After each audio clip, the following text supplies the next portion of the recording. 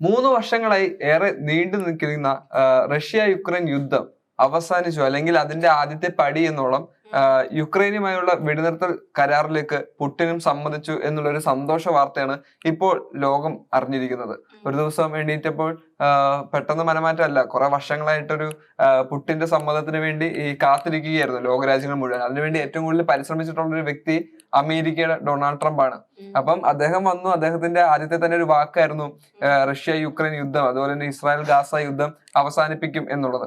അപ്പോൾ അതിന്റെ ആദ്യപടി, അല്ലെങ്കിൽ ഏറ്റവും മെച്ചപ്പെട്ട ഒരു പ്രതികരണം എന്നുള്ളതായിരിക്കാം എന്താണെങ്കിലും വെടിനിർത്തൽ കരാറിലേക്ക് എത്തിയിട്ടുണ്ട് യുദ്ധങ്ങളുടെ ഒരു അവസ്ഥ. അതുകൊണ്ട് തന്നെ ഇനി ഒരു യുദ്ധം അല്ലെങ്കിൽ യുദ്ധത്തിന്റെ ഒരു സാന്ദ്രതയ്ക്ക് ഇനി വർദ്ധിക്കുന്നതിലപ്പുറം കുറയാനുള്ള ആശ്വാസമാണ് ഇപ്പൊ കിട്ടുന്നത്. നമ്മളൊക്കെ വിചാരിച്ചിരുന്ന ഒരു മൂന്നാം മഹായുദ്ധം എന്നുള്ള രീതിക്കായിരുന്നു നമ്മളൊക്കെ പ്രതീക്ഷിച്ചിരുന്നത്. ഇനി എന്തായിരിക്കും അമേരിക്കയുടെ ഭാവി, കാരണം ഏതൊരു രാജ്യമായിരിക്കും അമേരിക്കയ്ക്ക് ഇട്ട് പണി കൊടുക്കുക എന്നായിരുന്നു നമ്മളൊക്കെ വിചാരിച്ചിരുന്നത്. കാരണം അത്രമാത്രമാണ് ട്രംപ് മറ്റു രാജ്യങ്ങളെ എന്താ പറയാ ഒരു ഭരണം രാജഭരണം പോലെയാണ് അദ്ദേഹത്തിന്റെ ഭരണം കാഴ്ചവെച്ചിരുന്നത്. അപ്പൊ ഏത് വഴിക്കാണ് അദ്ദേഹത്തിന് യുദ്ധങ്ങൾ ഫേസ് ചെയ്യേണ്ടി വരിക, അല്ലെങ്കിൽ പ്രശ്നങ്ങൾ ഫേസ് ചെയ്യേണ്ടി വരിക എന്നുള്ളൊരു ചിന്തയായിരുന്നു നമുക്കൊക്കെ. അപ്പൊ അതിനിടയ്ക്കാണ് ഇങ്ങനെയുള്ള ഒരു വാർത്ത നമുക്ക് കിട്ടിയിരിക്കുന്നത്. അതെ, മാത്രമല്ല പുടിന്റെ ഒരു അന്തിമ തീരുമാനമാണ് ഇതിനകത്ത് ഏറ്റവും പ്രധാനപ്പെട്ടായിട്ട് നിന്നിരുന്നത്. കാരണം യുക്രൈൻ അമേരിക്ക പറഞ്ഞ അതിന്റെ അപ്പുറത്തോട്ടില്ല എന്നുള്ള രീതിയിൽ എത്തിയ ഒരു അവസ്ഥയായിരുന്നു. അപ്പൊ അതിനെയൊക്കെ മാറ്റിവെച്ചുകൊണ്ട് ഇപ്പോൾ പുടിൻ സമാധാനത്തിന് വേണ്ടി പരിശ്രമിക്കുന്ന ഒരു നല്ല നേതാവായിട്ട് പുടിൻ മാറിക്കഴിഞ്ഞു എന്നുള്ളതാണ് ഇതിൽ നിന്ന് നമുക്ക് വ്യക്തമാവുന്നത്.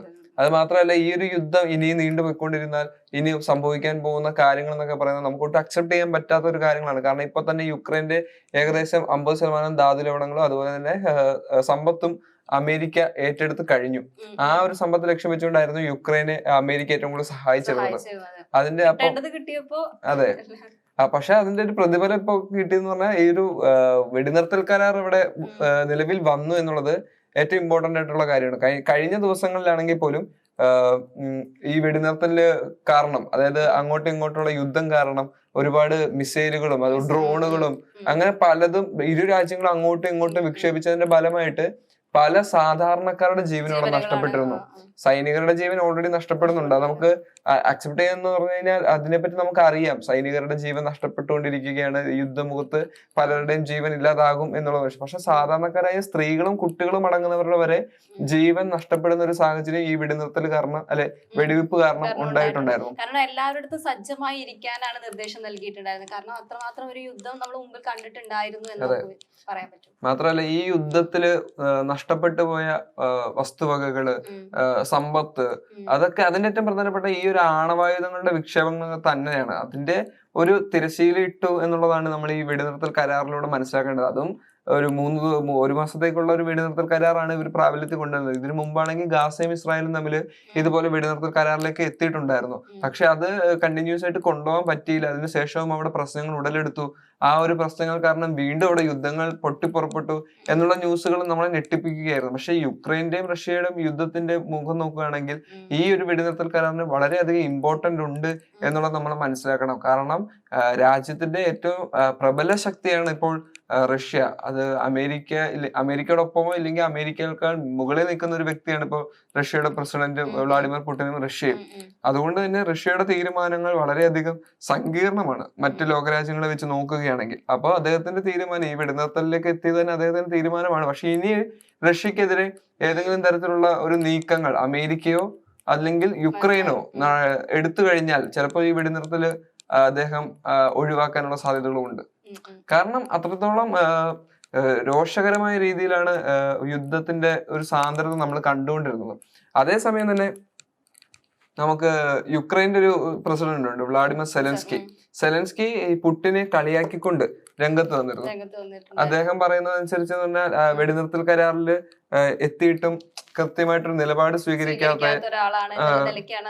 ഒരു പൊതുവേദിയിൽ വെച്ചിട്ട് തന്നെയാണ് അദ്ദേഹം ഇങ്ങനെ ഒരു അപമാനം പറയുന്നത്.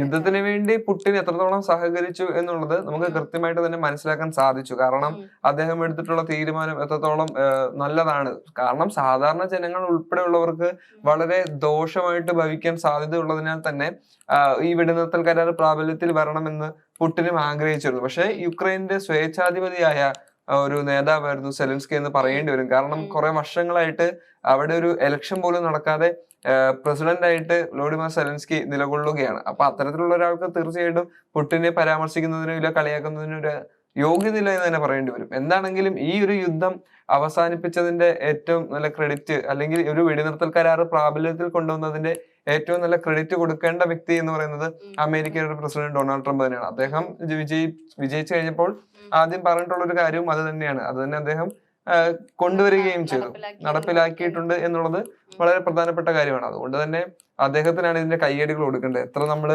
കളിയാക്കിയിട്ടുണ്ടെങ്കിലും, എത്ര വലിയ ക്രൂരമായ ഒരു മനസ്സിനുടമയാണെന്ന് പറഞ്ഞാലും അദ്ദേഹത്തിന്റെ ചില നിലപാടുകള് അദ്ദേഹം, പക്ഷെ നമുക്ക് പറയാൻ പറ്റുന്ന ഒരു കാര്യം എന്ന് വെച്ചാൽ അദ്ദേഹത്തിന്റെ രാജ്യത്തെ എങ്ങനെ സംരക്ഷിക്കാം, എങ്ങനെ കൂടുതൽ സമ്പന്നമാക്കാം എന്നുള്ളത് മാത്രം മുൻനിർത്തിയിട്ടാണ് ഓരോ പ്രവർത്തനങ്ങളും ചെയ്തിട്ടുണ്ടായിരുന്നത്. അതിപ്പോ മറ്റു രാജ്യങ്ങൾക്ക് എങ്ങനെ ദോഷകരമായി ബാധിക്കും എന്നുള്ളത് അദ്ദേഹം നോക്കാതെ സ്വന്തം രാജ്യത്തെ സംരക്ഷിക്കാൻ മാത്രമായിട്ടാണ് അദ്ദേഹം ഒരു രാജ്യഭരണം എന്നുള്ള രീതിയിലാണ് അദ്ദേഹം മുമ്പോട്ട് പോകുന്നത്. പക്ഷെ നമ്മുടെ നാട്ടിലൊക്കെ എന്ന് പറയുന്നത് അതുപോലത്തെ ഒരു ഭരണം നമ്മുടെ നാട്ടിലൊന്നും കാഴ്ചവെക്കുന്നില്ല അല്ലെ. അതൊക്കെ തന്നെ നമ്മുടെ ഒരു പോരായ്മയായിട്ട് കാണാൻ പറ്റാവുന്ന ഒരു കാര്യം കൂടിയാണ്. അപ്പോഴാണ് അദ്ദേഹത്തിന്റെ ഇങ്ങനെയുള്ള മറ്റു രാജ്യത്തിന് വേണ്ടിയിട്ട് ഇങ്ങനെ ഒരു നീക്കം നടത്തിയതിൽ വളരെ നമുക്ക് സന്തോഷം എന്ന് തന്നെ പറയാം അല്ലെ. തീർച്ചയായിട്ടും. എന്താണെങ്കിലും റഷ്യ യുക്രൈൻ ഒരു വെടിനിർത്തൽ കരാറിലേക്ക് എത്തിയിരിക്കുന്നുള്ള സന്തോഷ വാർത്തയാണ് ഇപ്പോൾ ഏറ്റവും ലോകരാജ്യങ്ങൾ റിപ്പോർട്ട് ചെയ്യുന്നത്. അതെന്താണെങ്കിലും അത് ഭാവിയിലും തുടരട്ടെ. അത് സമാധാനപരമായിട്ട് രാജ്യങ്ങൾ പോകുമെന്ന് തന്നെ നമുക്ക് ഇനി പ്രതീക്ഷിക്കാം.